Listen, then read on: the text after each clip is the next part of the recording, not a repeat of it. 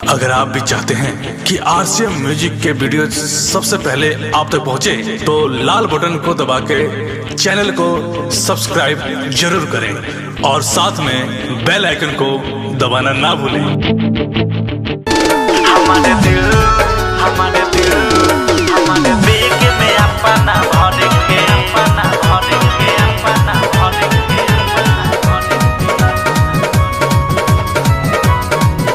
Music by Shiv Manmohan. काहे के ले जा बेग में अपना भर के जाता रह परदेस बलमता रहब न हम हर के आँख में आंसू देते बहार साथी हमसे कर के जाता रह परदेस बलमता रहब न हम हर के आँख में आंसू देते बहार साथी हमसे कर के हमारे दिल काढ़ के ले जा तू बेग में अपना भर के। हमारे दिल काढ़ के ले जा तू बेग में अपना भर के।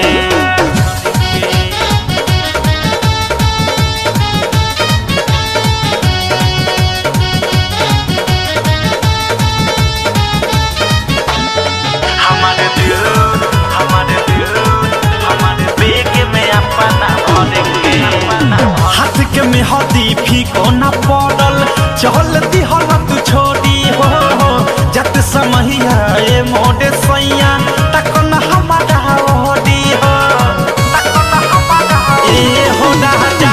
हाथ के में हदी फीको न पड़ल चल दिहल तू छोड़ी हो जत समहिया ए मोडे सैया तक न हमारा ओडी हो जेकटा ओइ सुन गम सतावे उस डॉक्टर मड के आँख में आंसू रहते बहाना साथी हमसे कट के। हमारे दिल काढ़ के ले जा तू बेग में अपना भर के। हमारे दिल काढ़ के ले जा तू बेग में अपना भर के।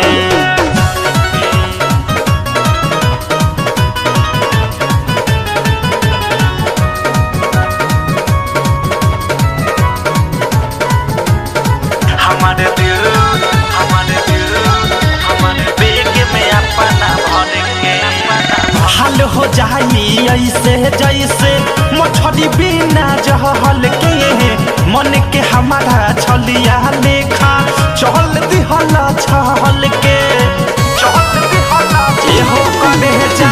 हाल हो जाई ऐसे जैसे मछली बिना जहल के मन के हमारा छलिया लेखा चल दिहल छहल के।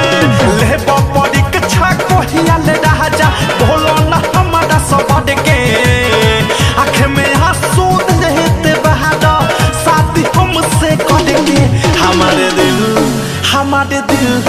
हमारे दिल काढ़ के ले जा तू बेग में अपना भर के। हमारे दिल काढ़ के ले जा तू बेग में अपना भर के।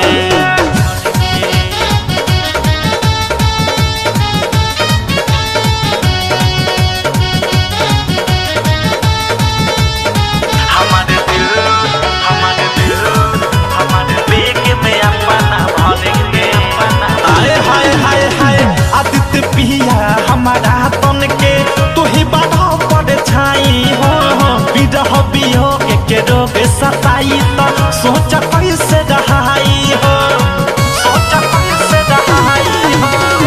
आदित्य पिया हमारा तन के तू ही बाधा पड़ छाई हो विरह वियोग के रोग सताई तो सोच कैसे रहाई हो।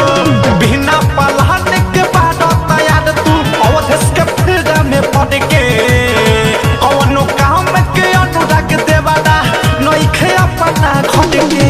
हमारे दिल काढ़ के ले जा तू बेग में अपना भर के। हमारे दिल काढ़ के ले जा तू बेग में अपना भर के।